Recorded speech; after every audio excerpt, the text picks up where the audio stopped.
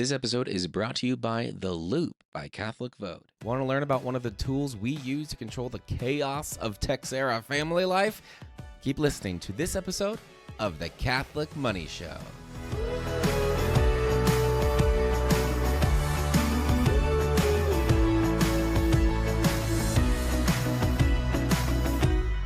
There's definitely some chaos in family life. Understatement of the century. And I'd say maybe a little special brand here in the Texera household. True. When you have a type B mom and an ADHD dad at the helm, there's going to be a little bit of an extra sprinkle. Mm-hmm. And that makes the tools that we're about to share and talk about in today's episode all the more important. They are. We rely on these things. Battle-tested. They're battle-tested. And if these can keep us focused, productive, and intentional, anybody can do these things. Yes. Let's talk a little bit about how we got here. Mm-hmm. So we began I didn't begin our lives, but we were missionaries with Focus, Fellowship of Catholic University Students. And they did, actually, I think, a pretty great job forming us in how to actually do stuff, not just leading a Bible study and praying with people and all that. Certainly formed us there, but formed us in how to have meetings, how to talk with your teammates, especially when it gets a little high stakes, how to live a life and do it well. A little bit of human formation, leadership formation. Yeah, a well-rounded approach to cultivating and developing ourselves in our 20s. Yeah, they probably have to do a little bit of a heavy lift there when the vast majority of your staff are 23 years old. No life experience. You got to fill in some blanks. But they did a great job, I think. One of those resources was outsized in its impact on us. And it is the book, Death by Meeting, which I think is... Death by a meeting. Death by Meeting. I thought you said death by meeting. That is Death by Meeting. I thought it was death by a meeting. No, Death by Meeting. I think. Okay.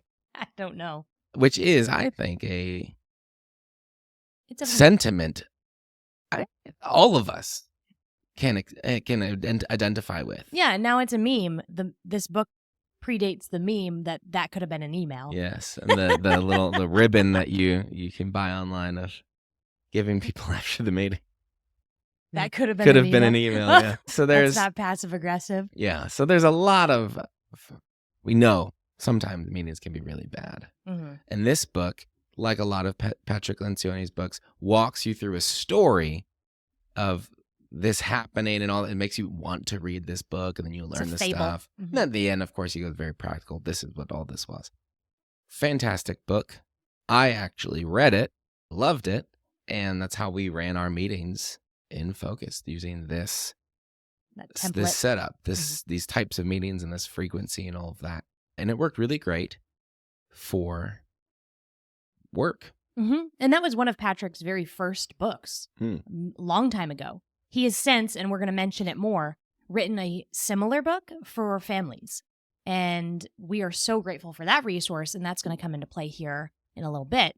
But I would say the first 7 years of our marriage, we would certainly have meetings, and they were loosely spun off how we knew how to run meetings, this death by a meeting template or this structure.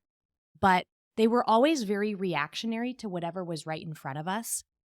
Okay, we're about to go into the adoption process. Well, let's just get our ducks in a row. Or we're about to buy a house. Write everything down so it doesn't fall out of it gets stuck in my brain. Always incredibly reactionary, always crisis-driven. We had monthly budget meetings, but they were seeing our life really through one lens, a myopic approach of just the financial side of things. And you end up talking about a good deal of your life in a budget meeting, but there's just too many things that are getting left undiscussed, or at least not discussed at the level and detail they need to be outside of just the financial implications of it. Now, I always had a planner. I was always using, for years, the Planner Focus gave us. No. Planner Pad. Oh, yes. Planner Pad. Yes. I was using something called Planner Pad. It was an Omaha-based company that I fell in love with, and it was based around like a funnel prioritization system.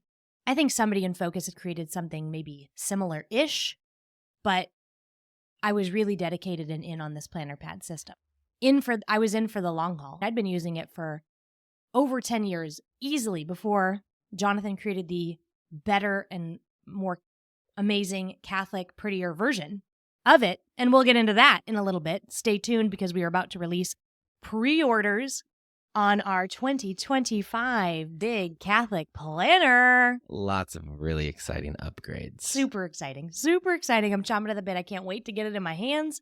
I have 2025 dates that are just lurching out of my hand, ready to lock them in on paper.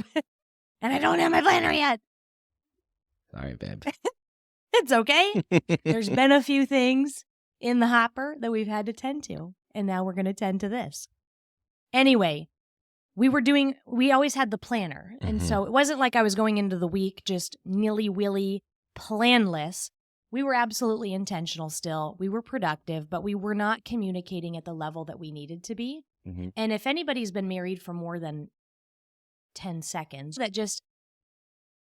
it brings on an added layer of more and logistics than you had before you were married. And then when you add a child or children, it adds yet again another layer. And then when you start to now your kids are getting older where they're getting involved in things. Doing stuff. You know how essential and critical it is to have a planner, but also to have family meetings. Because if you don't, you're going to get ripped and split right down the middle. And families suffer for this. They drift apart. They no longer recognize themselves after a few years of getting sucked into the vortex that can be family life. And then I think that's really how a lot of couples end up drifting apart. It's very dangerous, in fact. So learning how to not only plan your weeks intentionally, but have these family meetings is a critical and essential skill to staying married and being happily married and carrying that weight of family life together. Absolutely. So we were trying to adapt and use this work-based meeting structure into our own life. It was working. And then we started a business and we could have work meetings again. And it was great. That felt better. Because I know how to do this. It was the type of meeting fit right up with what we needed to meet about. So that was good. Yeah, we were back in the swing of things. Those were going well. And that was starting to get taken care of. But then our life kept getting crazy. And we're trying to tame it with these other meetings. And then it was maybe 2020 or so. A lot of things happened in 2020. One of them is we found a way to have meetings for our family, and we're able to adapt that process even back into the business. Mm. So instead of taking these business meetings and trying to make them work for the family, we found a new way to do a family meeting. And as that was really clicking with us, we thought, you just try running the business this way too. Mm-hmm. We still mix in some of those other types of things from the other style. Yeah, because we're a married couple, it worked great. Better. This new, different style worked better for us in the business. Yes. So, yeah, I'd say 9 years into marriage and 3 years into the business, we really locked in to these out how to talk about what weekly family meetings. And now, don't misunderstand me. We have not perfectly held these without a hitch for the last several years. Life happens still, and there'll be a week or two. Sometimes the summer just gobbles up a lot of these meetings.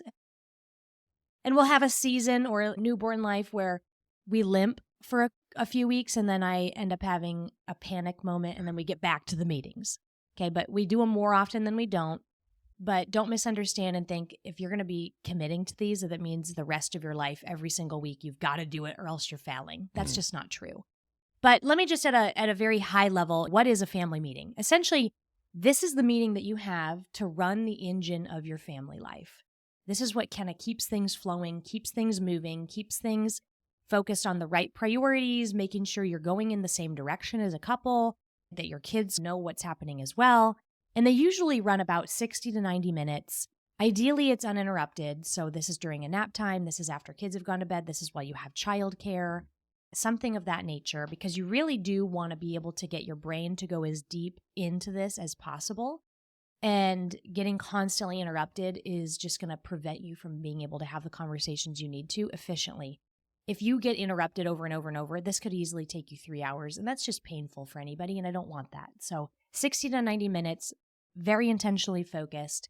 That's the goal here of what you're after. Mm-hmm. And we found a bushel of fruits that have come from this in our life. Mm-hmm. So one, it just helps us get on the same page and stay on the same page. It's that time set apart, just talk about the things, make our decisions, to know who we are, what we want to do, and then figure out how we want to do that. Mm-hmm. It helps us look down the road a little bit and see the issues that might be coming up, help us solve those problems that could arise, so that if we try to do it in the moment when it rears its head, probably isn't going to go very well. Mm-hmm. So it's that time set aside where we can really think about and plan and know what we want to do.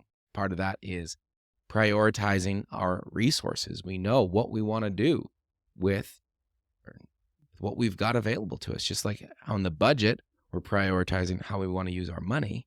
These meetings help us prioritize how we're going to use our time, where we're going to put our energy, what we're going to do to invest in the family, to do whatever it is, to know what those big goals are that we have and what we need to do to move them forward. And we can do that because it harnesses this thing called the rallying cry. Mm. This is like the big number one goal that you want to work on right now in your family. It's something that could probably take you, I say, at least a month, probably 2 to 3, maybe 4. And then that's the thing that we're saying is most important right now. That's what's going to drive our decisions. When we're not sure if we should do this or not, does it help us get closer to the rallying cry? No, it doesn't. Okay, we're not going to do it right now. Mm-hmm. So it helps filter all the and then that's going to come over to your budget decisions. Yep. All these things help it, just a really clarifying goal. And that's what's super helpful. And because of this, because we've agreed on this, the biggest priority, because we have identified things that need to just happen in our life to keep it moving, and we're checking in on them together, it reduces fights. It keeps balls from being dropped, which reduces fights. It relieves tension and worry. It makes life easier because we're stepping back and we're intentionally and within this framework looking at what we want to do and figuring out our plan to do it. Mm-hmm. And if you want more details on the word rallying cry, that concept, like we had shared earlier, Patrick Lencioni ended up writing a book about meetings for families. It's called 3 Questions for a Frantic Family. And 3 big questions. 3 big questions. See, we're always missing a word. It's only because I always missed the big part. Uh-huh. And then I like you always missed in the first. No, wait. There's there really a none? I don't know. Do we have it somewhere on the... I'll have to look it up. Okay. It is from that book. So if you want to dive deep, and we will share some of the resources that influenced us along the journey to actually get into these weekly family meetings, but it is detailed inside of that book. Real quick, if you are listening on Spotify, you'll be able to see a poll related to this episode. If you've heard of the book, or even if you haven't, what do you think? Don't look it up. What do you think that title should be? Death by Meeting or Death by a Meeting? Don't look it up. You're not looking for what the right answer is. I want to know what you think it is, or if you don't know it, what you think it should be. That's going to be the poll. Continue on. Okay. All right. Let's get back to the bushel basket of fruits, of good fruits that these meetings have brought to our family life. One for me is that mental load is getting shared more regularly. That's big for women in general, because just Google mental load women. There's countless articles that have been written on this, that no matter how equal we're starting to divide our labors, maybe in the home, I would say millennial and Gen Z dads are just incredibly involved with household chores, with parenting, with running to the grocery store. These things are getting more split up. and both adults are participating in doing these activities. And that's fantastic because it really can be crushing for one person to be doing all of that. But it doesn't actually get distributed equally in our brains because somehow women oftentimes we're still actually the one in charge of it all. And we're just delegating tasks and sharing our information with our spouses, but we are still carrying the weight of all of it. And we're the ones that know it all, understand it all. And you got the spaghetti brain. So even if you're not doing it, you still have other things attached to it. We're still thinking about it. And we're still thinking about the things that have to get done. We're still setting up the dinner with that family we need to get together with. And we're planning. Sounds exhausting. We're planning the holiday menu and the feast day celebrations that are coming up for the liturgical things that we're going to be doing in the next few weeks. And that mental load can get really, really heavy. And I have found that if I'm carrying that all alone and we are not having our meetings, this is what leads to me ending up having a complete meltdown panic attack. And and essentially what helps me come back is one of two things. One, sometimes I just need to take a nap and then I'm fine. But more often than not, we need to have a meeting and I just need to go get all the tasks that are ruminating in my brain, get them out on paper so John can actually be aware of them and that maybe he might even take a couple so that I just don't have to think about these things anymore.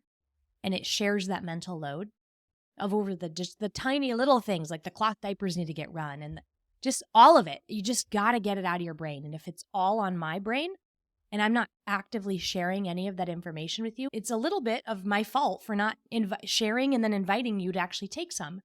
And the meeting is a way for him to do that. And that I don't have to play this role of it's all on me. If I don't do it, nobody does it. That is a very tempting thought for a lot of women. And I feel that oftentimes myself. You know that I say these things sometimes. Yes, you do. But it doesn't help anybody. And so we just have to go back to the family meeting because this is what actually solves that. It solves that mental load weight and equally distributes it. I will always think of things before you do. That is just true. That's just our temperaments. It's just our personalities. But the meeting is what gets it from being something that drowns me to something we can both do something about. So I love that. That's one of my favorite things about the meetings. Next would be just we're reaching more goals versus I think every married couple can relate to this. Yeah, we're reaching more goals. We're seeing more things happen in our life. We're having milestones happen. We're celebrating wins together instead of just more screens watched, more social media scrolled. I remember really early in our marriage, this is before social media became what social media became. True. But we were working day jobs, like at Focus. We'd come home from the office, and I am sure you remember what I'm going to talk about. I do. We would come home, eat dinner, and then somehow we ended up on our computers for the next 2 to 3 hours until one of us, usually me, would go, It's 10:30, and we've been like sitting on our computers for 3 hours, and like I'd have a panic attack, and I'd get mad, and I'd get upset, and we didn't mean it, but we weren't really doing anything with our life. We were just sitting around scrolling screens, and it might feel good every now and again, but when that is your habit, you just eventually start to rot. And then if you have a temperament like mine, you turn on yourself and you freak out. Because you can't handle inaction and just wasted time and lethargy. I can't handle it. And it wasn't really restorative rest that was actually rejuvenating us. It wasn't drawing us together. I could look back a month and have no measurable wins or outcomes. No good. That's not a life of intention. It's not a life of discipleship. A night or two here and again, not a big deal, but the habitual life, This is not good for families. It's not good for marriages. It's not good for individuals. And so the weekly family meeting, it's a touch point of, wow, we really got sucked into the screens, or we went a little hard on watching shows last week. We need a new activity. Or we need, after the kids go to bed, we need to be working on the rallying cry. Maybe one night we're going to watch television, but what are we doing with our lives if that's all we're doing every night? So it really does help with that. It, of course, controls the chaos of family life and the schedule shifting and the demands that come and go. And we're a homeschooling family that works from home. If we feel pressured by the schedules, I can't even imagine people that are working outside the home and have children that also attend different schools with even greater obligations and timelines. So it does help control that chaos.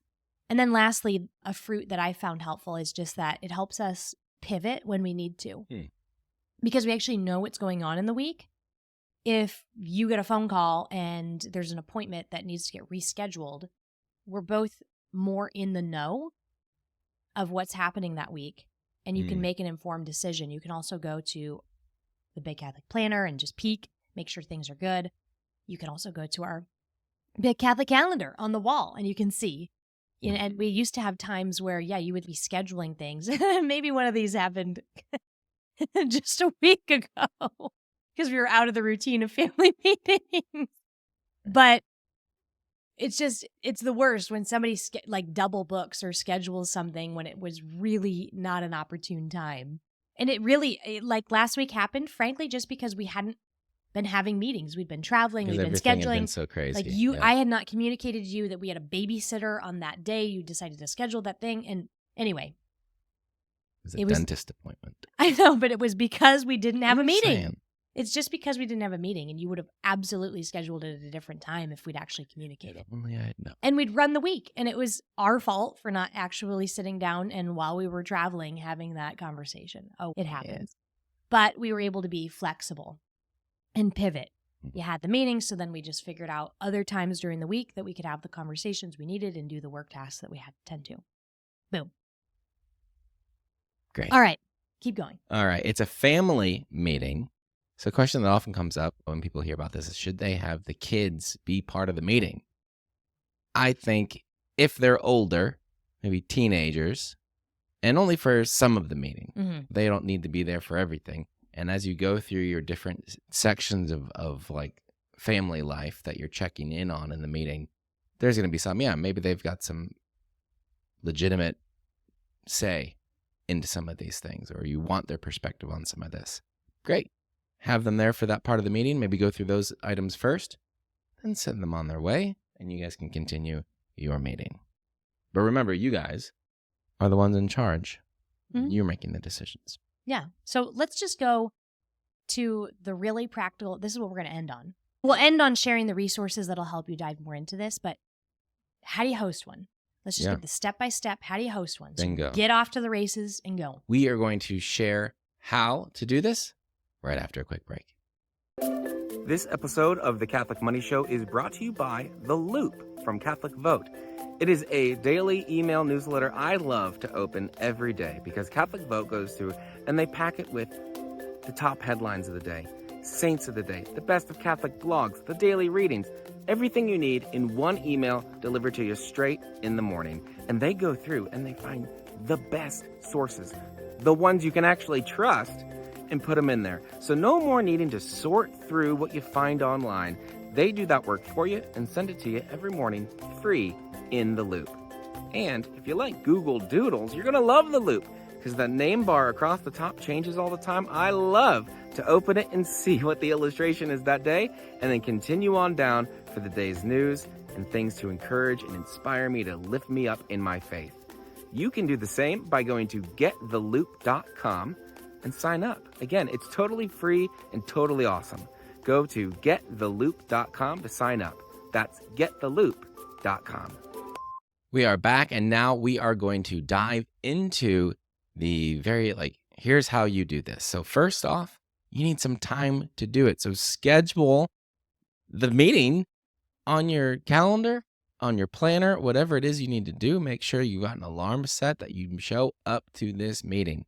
If you don't have a time set aside, you're probably not going to do it. So the first step, grab some time for the meeting. Yep. Then you need to discuss your rallying cry, that top goal, the thing that needs to happen right now, what we're going after. That is your rallying cry. And again, remember, that's what's going to help you make the decisions about a lot of other things. So you got to have that set.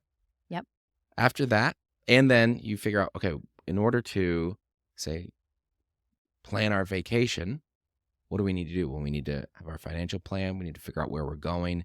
We need to figure out stuff to take care of the house while we're gone, whatever it is. Some of those defining objectives of accomplishing that big goal. Yeah, the things that need to happen as part of the rallying cry. And then you move on to the other aspects of your life, the things that need to happen just to keep going. So this could be categories: educating the kids and their schooling, finances, your guys' relationship, whatever it might be. Those things that, like, it doesn't really matter what our rallying cry is. These things need to happen. We need to check in on these items no matter what the big thing is. Our faith life. Just, things that need constant tending to. Mm-hmm. And then when you go, and if you've made your rule of life, like we've talked about before. Yeah, we've done podcast episodes on rule of life. Mm-hmm. You talk about those items. How does this fit into what we're trying to do right now? Do we need to maybe tweak the rule a little bit? Do we need to tweak what we're trying to do a little bit to bring them, to integrate them together? Mm-hmm. Yeah, and then the most practical thing, that my favorite part of the meeting, and this is where that sharing of the mental load comes in, is just run the week. You sit down and you run the week. No matter when you're doing this, if you do it on a Wednesday, you'd kind of run Wednesday to Wednesday. If you're doing it on a Sunday night, you'd run Sunday to Sunday. You just need to run the week until you're going to have another meeting. And then you check back with your rule of life and see how you lived that previous week and what might need to shift this week or in upcoming weeks.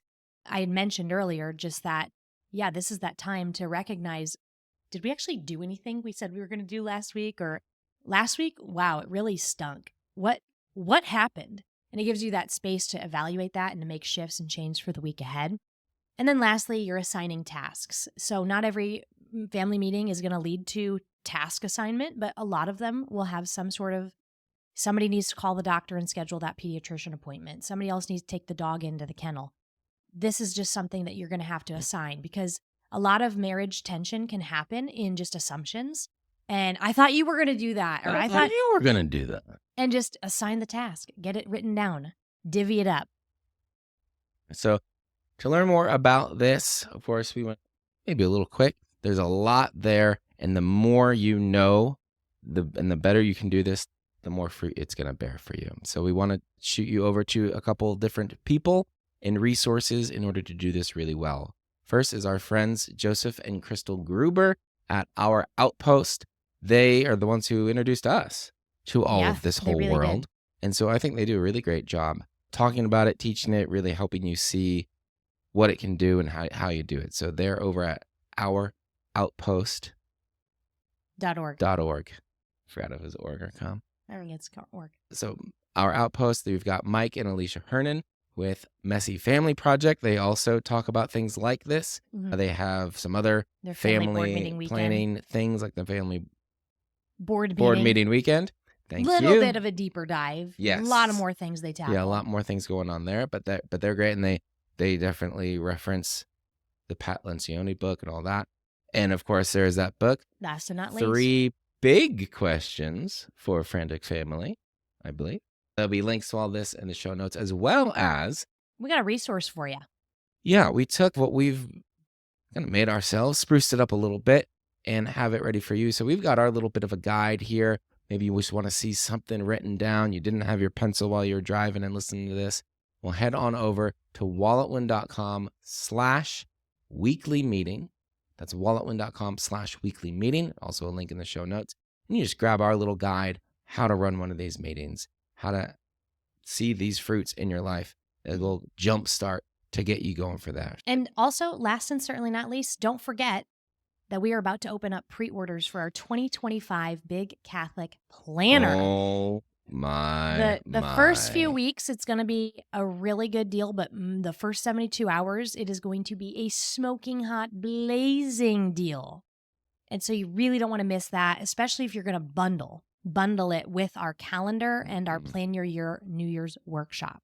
These are things you don't want to miss. So come back, check in on when that pre-order is going live, and enjoy when it comes to you. I'm sure there will be a link in the show notes when that is ready. And we've put a lot of work. I've put a whole lot of work A lot of work. into this year, taking what we started last year, Tweaking, perfecting. tweaking it, making it better, upgrading it across the board. It's all better. I'm proud of you. And I was really happy when we got last year's. You're going to be thrilled this year. Holy moly. Shoot through the ceiling when these come in. And I want you to shoot through your ceiling as well. So make sure you get on that pre-order, that you get yours ordered. There is a limited quantity. So you better order while Ordering we still more have than last some. year because we ran out real early. Yes. But we're still not being crazy and ordering a gajillion. No. So get yours while you can. That's at bigcatholiccalendar.com. Until next time, bye for now. This episode is brought to you by The Loop by Catholic Vote.